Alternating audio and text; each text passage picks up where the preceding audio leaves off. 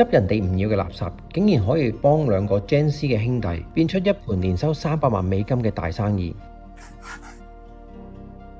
22歲同20歲嘅 McKinney 兄弟靠垃圾清理公司 Junk Teens 年營收突破300萬美金，仲將執垃圾做到網上爆紅。呢件事起因好搞笑，哥哥有一次喺垃圾站執到對完好無缺嘅高質喇叭，一轉手賺到外快，即刻執上癮。後嚟叫嚟仲讀緊中學嘅細佬，用儲咗嘅4000蚊美金買咗部二手救貨車，正式開始。為咗夾啱垃圾站嘅時間，細佬甚至叫老師放人，等佢可以走堂去倒垃圾。佢哋仲將幫人清雜物同修復舊物嘅過程拍片擺上網，喺 IG、TikTok 勁吸40萬粉絲，引到無數客人主動上門。去到2025年，呢盤生意瘋狂擴張，開咗2間分店，做咗超過5000單嘅生意，一年營業額突破304萬美金。兩兄弟一邊讀大學，一邊出成6位數美金年薪俾自己，連學費都自己搞掂。哥哥話賺到錢固然係正，但最緊要係可以同朋友一齊做中意嘅事，建立屬於我哋嘅未來，而唔係打份死板嘅牛工。